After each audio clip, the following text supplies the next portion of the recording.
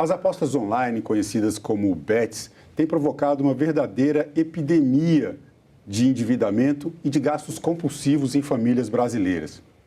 O problema atinge principalmente famílias e pessoas em vulnerabilidade financeira, idosos e até adolescentes.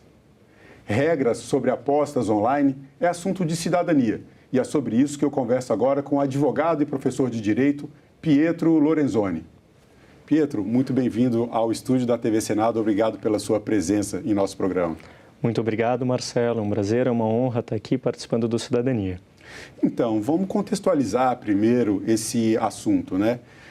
Bets, muita gente preocupada com isso, muitas famílias enfrentando problemas de endividamento, como eu coloquei aqui, gastos compulsivos. Mas a gente precisa diferenciar aqui o que são as bets, essas apostas online, apostas esportivas, por exemplo, diferenciando até das apostas que são muito conhecidas como as apostas da loteria, das loterias da Caixa Econômica Federal. Eu queria que você explicasse um pouco para a gente primeiro esse contexto do que estamos falando. Perfeito, Marcelo. A Lei 13.756 de 2018 foi a lei que regulamentou o setor, ela dispunha sobre o Fundo de Segurança Pública e ela estruturou essas apostas de cota fixa, que são as apostas esportivas que nós conhecemos hoje, numa modalidade lotérica, enquanto serviço público.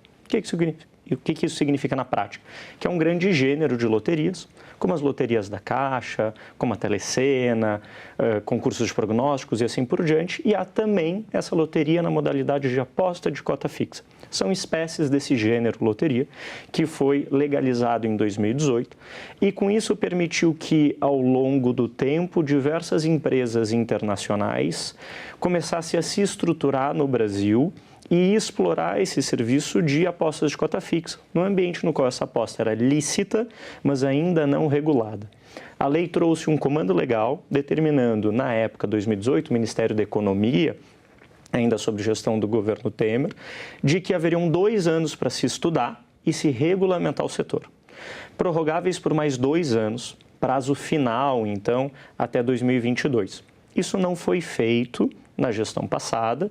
Em 2023, com a gestão atual do governo federal sob presidência do presidente Lula, fez a regulamentação no Ministério da Fazenda já, que iniciou um trabalho de elaboração em 2023 e está finalizando esse trabalho hoje em 2024.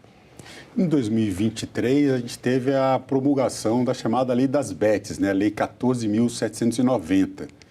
Essa legislação agora já está com... Nós temos já 2 projetos de lei, vamos falar sobre isso aqui, na verdade 3 projetos de lei para modificar as regras dessa lei.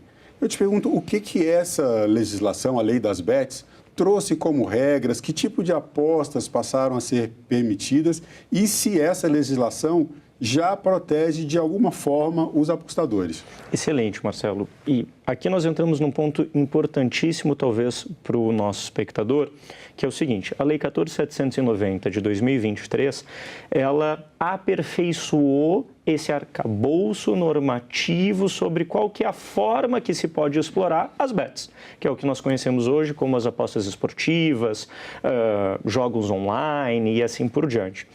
O que é extremamente relevante de se pontuar é que a lei deixou muito claro 2 pontos essenciais.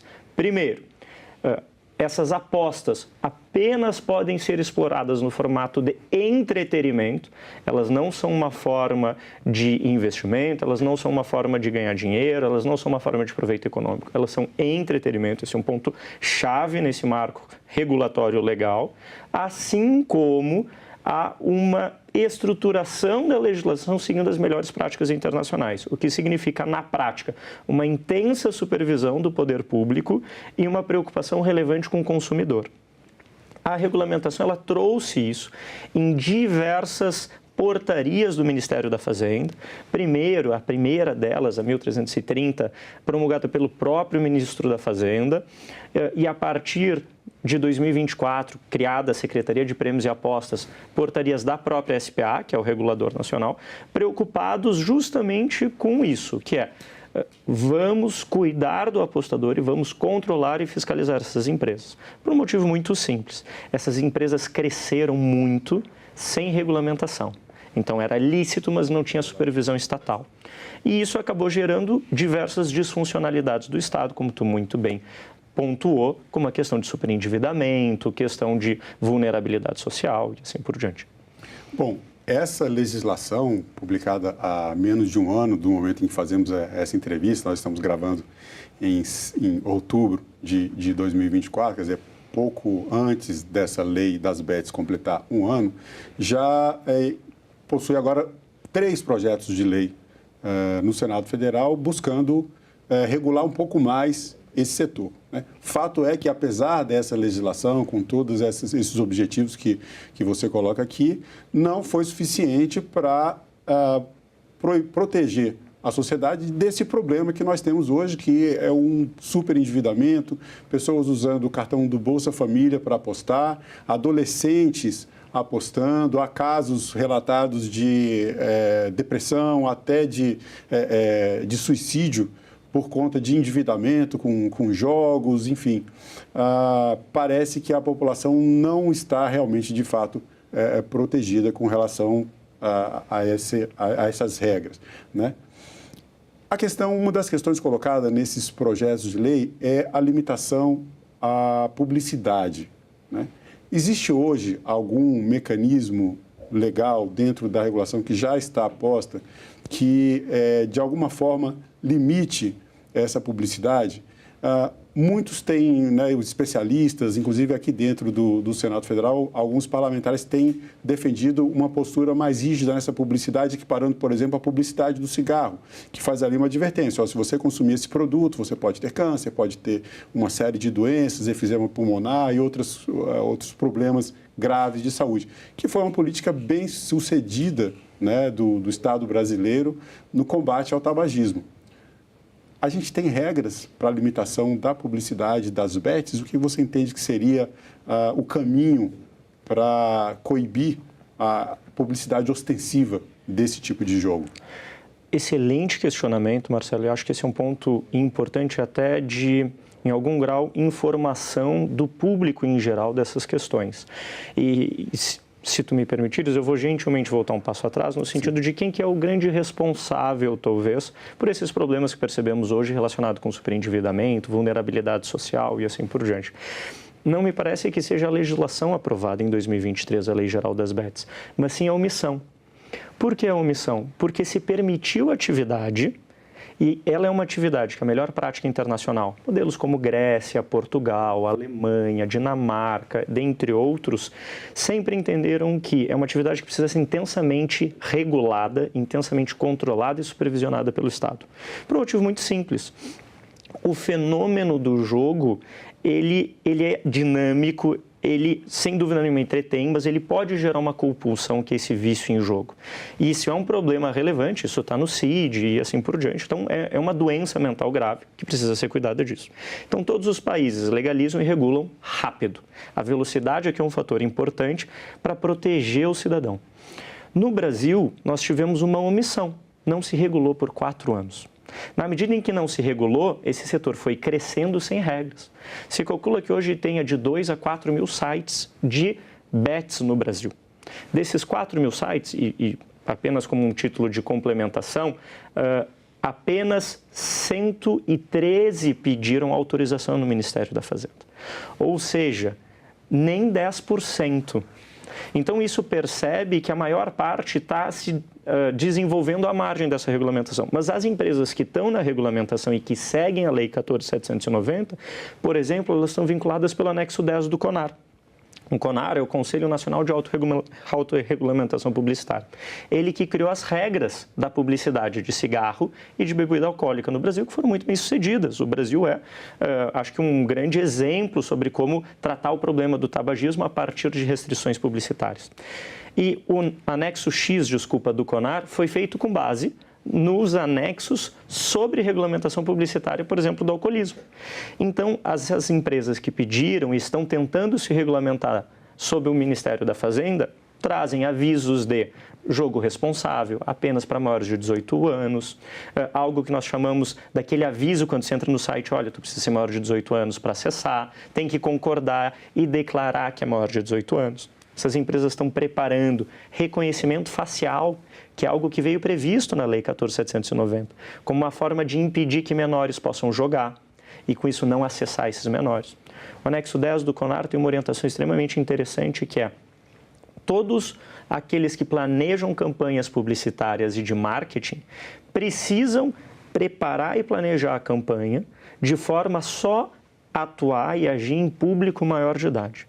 Caso haja em público menor de idade, é um descumprimento da lei sujeito a sanções intensas. Sanções que podem chegar a 2 bilhões de reais, segundo, por exemplo, a Lei 14.790. Qual que é a dificuldade?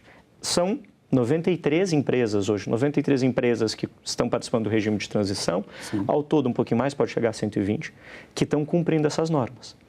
A grande maioria, 1.800, 1.850, estão seguindo a margem. Pietro, essas regras, essa legislação, você comentou também no começo da entrevista sobre as empresas estrangeiras que começaram, né, à luz da regulação de 2018, a atuar no Brasil, se estruturar no país.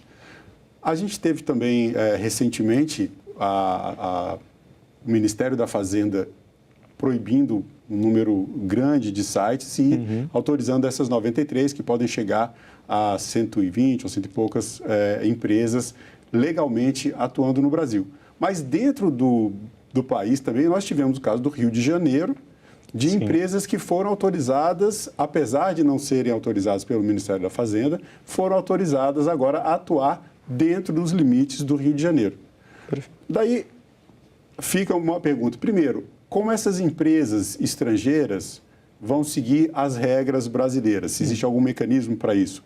E outra, como é que fica essa situação? Quer dizer, qual é o poder de regulamentação que o Ministério da Fazenda tem, uma vez que um Estado define que uma empresa que não está autorizada pelo Ministério da Fazenda pode atuar no Rio de Janeiro?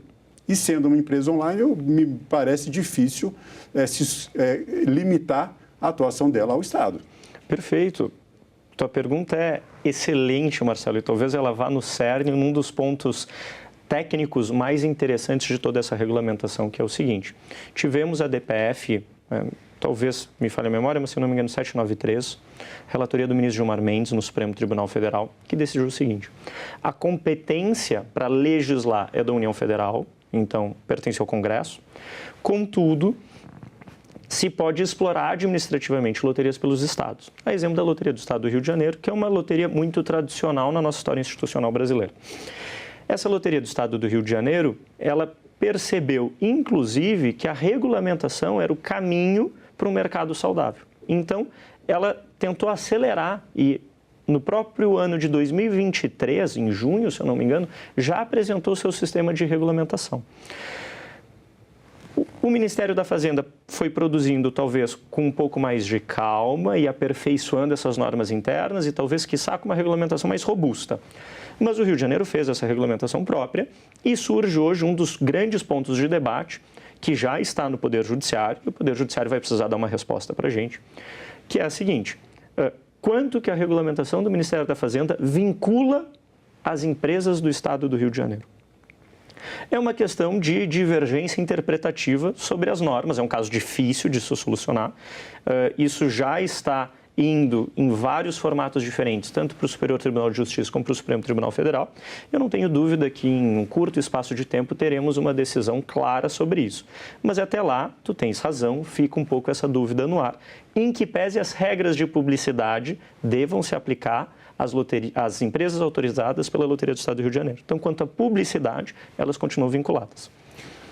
Um dos problemas que tem sido apontados nessa grande questão sobre endividamentos, apostas online, é a manipulação de resultados. Nós temos, inclusive, uma CPI dentro do Congresso Nacional que trata justamente sobre isso. Como a legislação previne situações como essa, né? A manipulação de resultados, inclusive, há algum debate também, né? O debate, ele chega a um ponto dessas apostas que dizem respeito especialmente, por exemplo, aos jogos de futebol, no caso brasileiro, procurando limitar apostas, por exemplo, em cartão amarelo. Se um jogador vai receber cartão amarelo no primeiro ou no segundo tempo, quer dizer, começa a entrar num ponto que não é mais a aposta no resultado do jogo. Perfeito. E isso me parece que possibilita um aumento das formas de manipulação de resultados.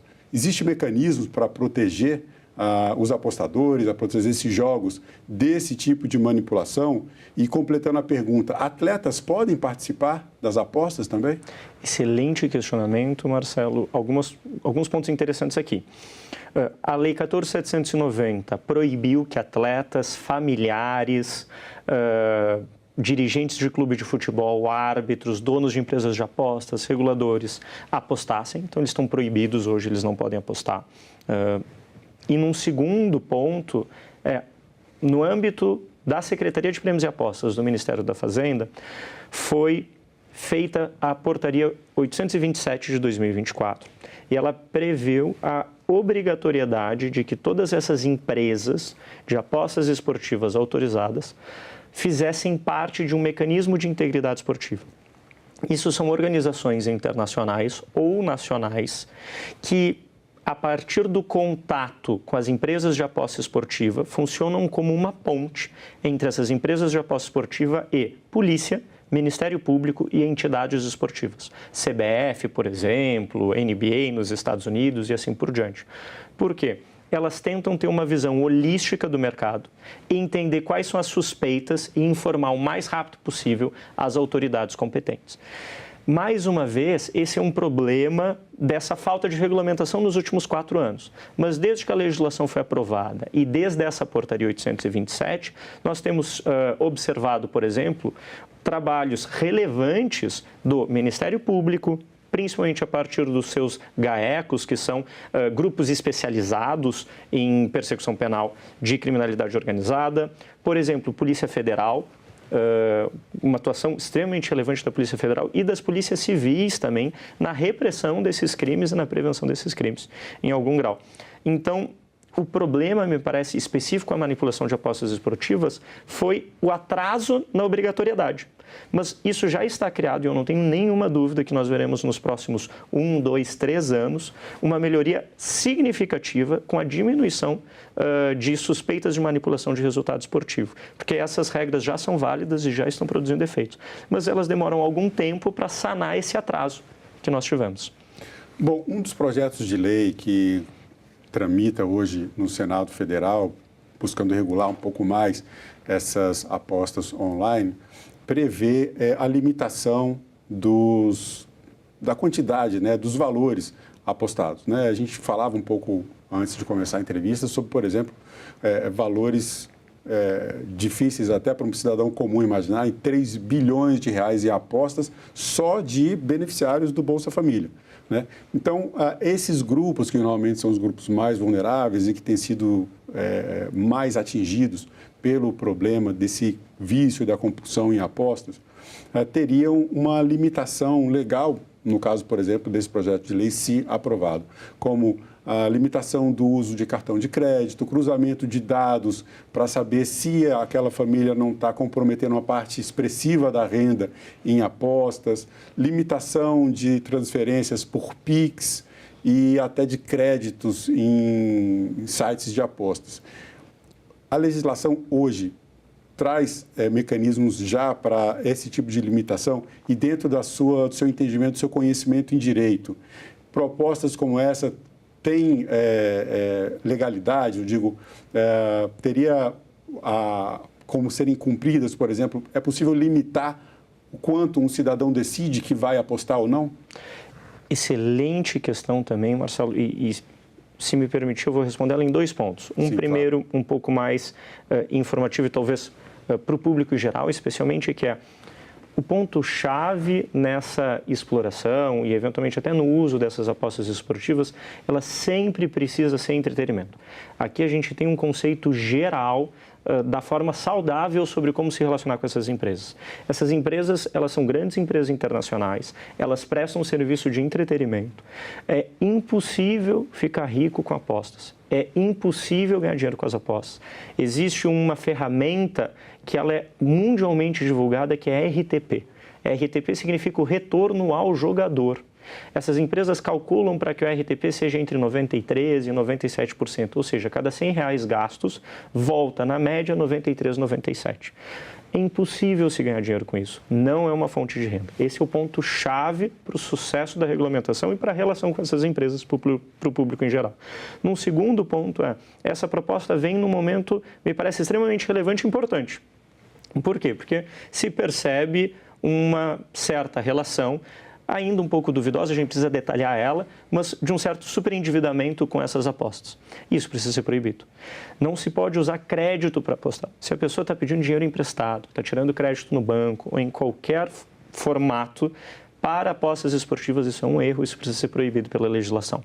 Nós já temos uma proibição genérica na Lei 14.790, mas me parece que aperfeiçoar a legislação sobre esse tema é um ponto relevantíssimo, especialmente nas formas não de uso de cartão de crédito, porque essas empresas, por essa experiência internacional, já não usam, mas, por exemplo, o crédito Pix que nós temos no Brasil, onde eu recebo dinheiro em conta e eu uso esse Pix do crédito nas empresas de aposta esportiva. E esse me parece que é um ponto extremamente vulnerável da regulamentação, que é um problema brasileiro que tem surgido e que precisa ser proibido.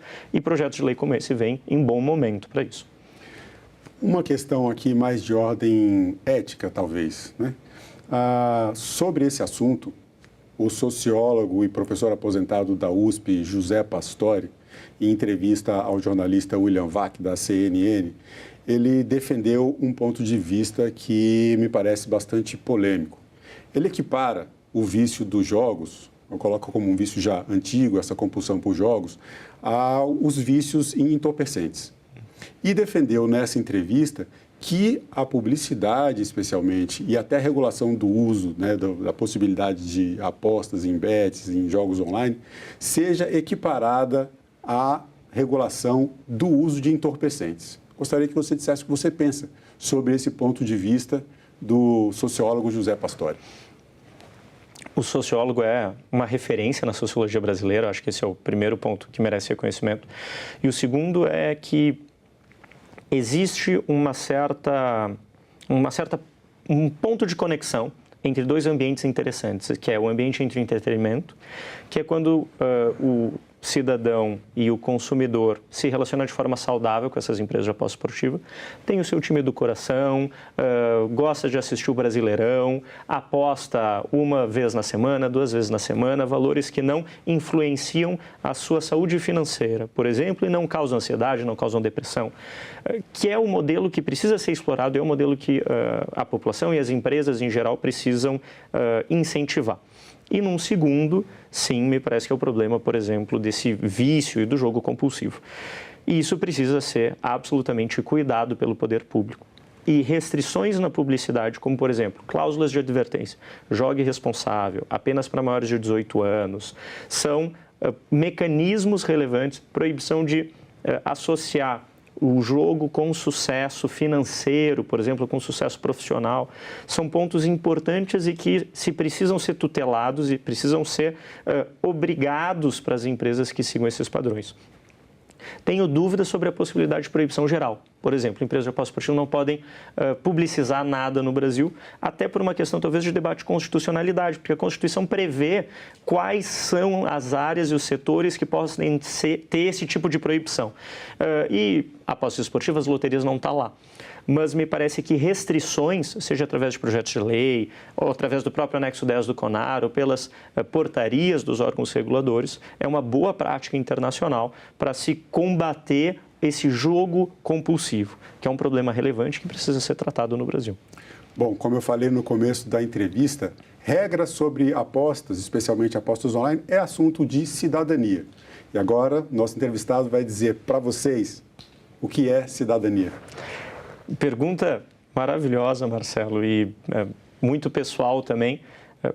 Me parece que é um conceito interpretativo muito próprio de cada um de nós, difícil de colocar numa resposta curta, mas uma parcela é o que nós estamos fazendo aqui, acho que levar informação para o público em geral, tentar trazer boas informações técnicas e responsáveis para tratar problemas que estão acontecendo no Brasil, isso sem dúvida nenhuma é uma demonstração de cidadania, e já aproveito para parabenizar o senhor pelo programa e pelo trabalho que presta, que eu não tenho dúvida que agrega valor para a cidadania brasileira. Eu agradeço da mesma forma e parabenizo pelas informações trazidas aqui de forma muito clara, muito didática, como um bom professor para a nossa audiência. Obrigado, Marcelo. Obrigado a todos. E eu agradeço também a você que acompanha a programação da TV Senado. Assine o canal da TV Senado no YouTube, ative as notificações e acompanhe toda a produção do Poder Legislativo diretamente da fonte. Na TV Senado, democracia é todo dia.